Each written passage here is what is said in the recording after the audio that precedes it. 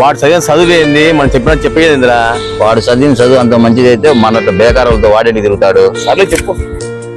చక్రి చెప్పు మామ. 2 పెద్దగా చీరడు దాబా కావాలంటే పోతాడు. మా 2 పెద్ద గోల్డ్ సిగరెట్లు మా. ఏం చేద్దామా, నా పానానికి మా మామగారు ఉండారు అడుగుతారు, వాళ్ళ కోసం తీసుకోవాల్సి వచ్చింది. రండి మా పెద్ద గోల్డ్. దమ్మా పోయేసా డాడీకి పోయేది ఇక్కడ పడుకోరా. పోయి ఒక మా సొనసు వాటర్ బ్యాగ్ గ్లాసులు దాపా. నిన్న ఉంటే ఎన్ని పనులు చెప్తావు నాకు?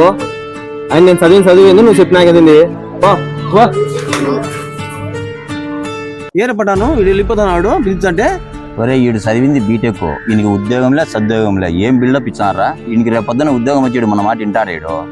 చాలా సంతోషంగా ఉంది మామ. ఏరాళ్ళు ఇంటర్వ్యూ కాల్ వచ్చింది మామ. బా కంగ్రాచులేషన్ రా. థ్యాంక్స్ కంగ్రాచులేషన్స్ రా, నీకు ఆ ఉద్యోగం ఖచ్చితంగా వచ్చాదిలే. థ్యాంక్స్ మామ. ఈ ఉద్యోగం వస్తే అమ్మ నాన్న కూడా సంతోషపడతారు మామ. ఎందుకంటే చాలా రోజులుగా నిరుద్యోగ తిరుగుతున్నాయి కదా, చాలా ప్రాబ్లమ్స్ ఫేస్ చేస్తున్నాం మామ. సరే గానీ ఏం కంపెనీ? ఎసెంచర్ మామ. ఎసెంచరా?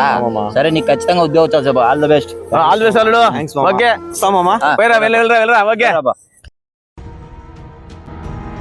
ఏరా అంత సంతోషంగా ఉన్నావు? ఉద్యోగం ఇంటర్వ్యూ కాల్ వచ్చింది మామ, పోతున్నా. థ్యాంక్స్ మామ. ఉద్యోగం ఇంటర్వ్యూకి పోతానా అని చెప్పినా మామ.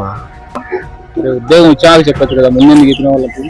అంటే చిన్నప్పటి నుంచి ఎత్తుకొని పెంచిన వాళ్ళు కదా, వాళ్ళకి చెప్పకుంటే బాగుండదని చెప్పినా మామ. ఈ కాలంలో ఎవరిని నమ్మేదానికి లేదురా. వాళ్ళ లాంటి వాళ్ళు కాదులే మామ, నేను చిన్నప్పటి నుంచి చూసినా కదా, ఏం కాదులే. రే ఆ కంపెనీ మేనేజర్ గారు నాకు ఫ్రెండ్, వానికి ఫోన్ చేసి ఈయనకి ఉద్యోగం రాకుండా చేస్తా చూడు. రే వద్దురా పాపం రా.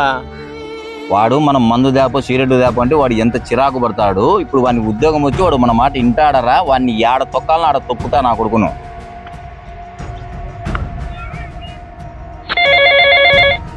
ఏం పటాన్ గారు ఫోన్ చేస్తున్నాడే? చెప్పురా పటాన్. నా పవన్ కుమార్ రెడ్డినా, రేపు ఇంటర్వ్యూలు ఉన్నాయి కదా, దాంట్లో చక్రి అని కూడా వచ్చాడు. వాడు ఆ ఇంటర్వ్యూలో సెలెక్ట్ కాకూడదు. నా చేతిలే పనిలే, వాడిని సెలెక్ట్ కాకుండా నేను చూస్తా. సరే ఉంటా.